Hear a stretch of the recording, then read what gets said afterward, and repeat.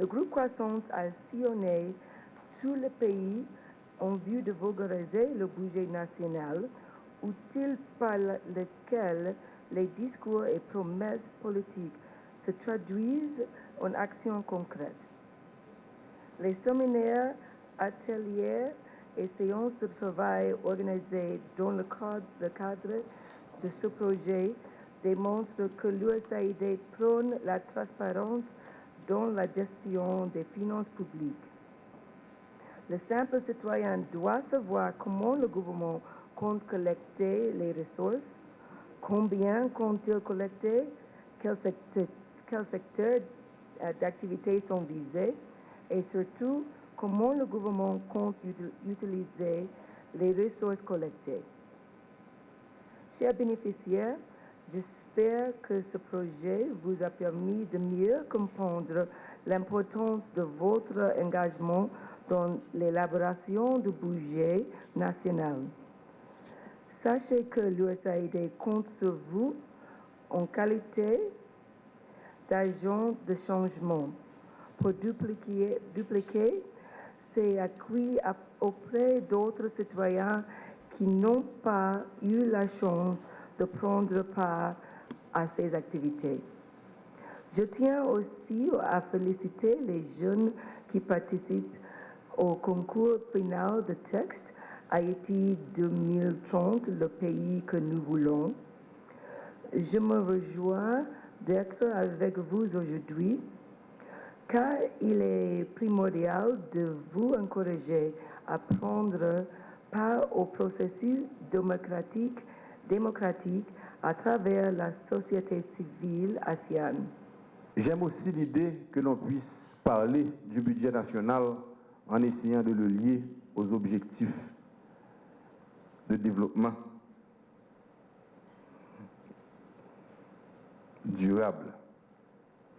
Car à bien considérer, lorsque l'on prend ces objectifs, les plus importants pour Haïti sont inclus. Quand on prend par exemple les 3 premiers objectifs, mettre fin à la pauvreté, éradiquer la faim, garantir la sécurité alimentaire, garantir la bonne santé et promouvoir le bien-être, en fait, on parle d'un agenda économique d'amélioration des conditions de vie d'une population. Or, j'ai toujours dit, et je le maintiens, qu'en Haïti, malheureusement, nous sommes trop tentés à nous concentrer sur la politique alors que le vrai problème est économique. En Haïti, nous ne vivons pas seulement une crise politique, bien que c'est celle dont on discute tous les jours. Je dis souvent que nous vivons une crise institutionnelle, certes, puisque les institutions sont bancales, mais je dis aussi et surtout que nous vivons une crise sociétale. Comment peut-on comprendre qu'au Parlement haïtien, il n'y ait pas une femme élue? Ceci démontre et dénote que nous avons un sérieux problème en Haïti par rapport à la façon dont nous voyons les femmes, dont nous traitons les femmes, dont nous comprenons les femmes, alors que nous sommes dans une société où la femme est à la base de la cellule familiale, de la cellule économique, de la cellule paysanne, de la cellule syndicale. Faut-il bien qu'à un certain moment, nous puissions nous arrêter et évaluer ce qui justifie, ce qui explique que nous en soyons arrivés à une société où nous ne croyons pas dans la capacité de nos femmes à exercer un rôle politique au plus haut niveau. Je pense aussi que la composition même du nouveau gouvernement témoigne qu'il y a là encore un problème, puisqu'au fond, même dans nos textes de loi, nous ne parvenons pas à rester dans la légalité, puisqu'il est fait injonction et obligation qu'un gouvernement puisse avoir au moins 30% de femmes à y travailler. Lorsque l'USAID a approché le groupe Croissance pour proposer cette activité, on avait déjà un mécanisme déjà prêt qui était l'Observatoire du système financier haïtien, qu'on avait mis en place lorsque le gouvernement d'Haïti, c'était le premier mandat de M. Préval, on avait fonctionné sans budget pendant 5 ans.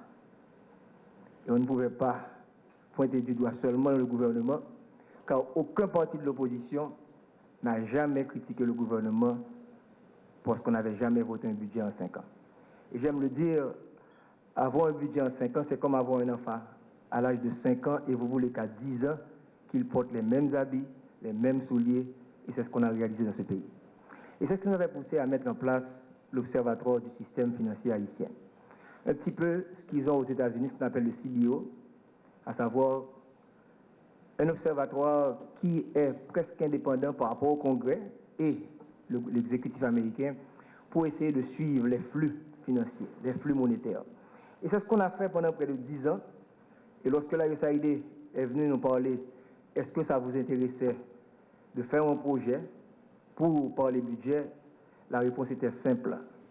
Il y a quelqu'un qui s'appelle Messi, qui font seul bagarre en ville, qui fait mon seul bagarre en ville, c'est football, et on va payer pour le jouer football. Donc c'était exactement ce que le directeur a dit. On avait parlé de budget.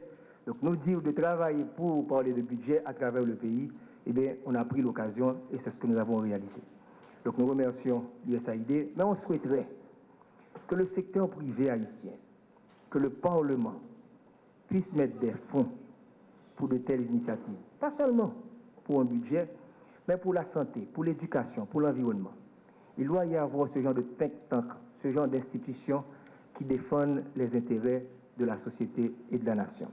Et je pourrais voir rapidement le groupe qui parle de diabète. Eh bien, le Parlement aurait pu réellement mettre des fonds publics à la disposition de ce mécanisme, car ça peut aider globalement. La lutte contre la pauvreté et pour le développement durable impose à la fois des stratégies d'action méthodologiquement harmonieuses et socio-économiquement adaptées. En effet, la coopération entre le groupe Croissance, entreprise haïtienne qui a réellement fait ses preuves à travers ses nombreuses et importantes activités porteuses de développement national, et l'USAID, institution qui incarne la générosité du peuple américain, s'inscrivent dans les objectifs de développement durable que le pays poursuit. Cette collaboration tripartite, ministère de la Planification et de la Coopération externe, groupe Croissance et USAID, est d'autant plus importante qu'elle se base sur un pilier incontournable, la société civile. Dans la mesure où le développement ne saurait être pensé, voire mis en œuvre sans la participation des citoyens, et notamment des associations de citoyens, il faut dire que le développement leur est destiné. Il y va de leur bien-être. Je dois dire que ce projet rencontre bien les objectifs du gouvernement haïtien qui se veut être un gouvernement transparent, surtout en ce qui a trait à la gestion saine des finances de l'État. Depuis tantôt 3 ans, la République d'Haïti s'est dotée d'un plan stratégique de développement, le meilleur de la Caraïbe, le PSDH, qui dégage une vision à long terme du développement et qui vise à propulser un développement durable et à faire d'Haïti un pays émergent, et aussi à travers le budget national, outil de mise en œuvre des politiques publiques qui prend en compte l'agenda post-2015 et plus précisément l'ensemble des 17 objectifs mondiaux pour mettre fin à la pauvreté, pour lutter contre les inégalités et l'injustice et faire définitivement face au changement climatique d'ici 2030.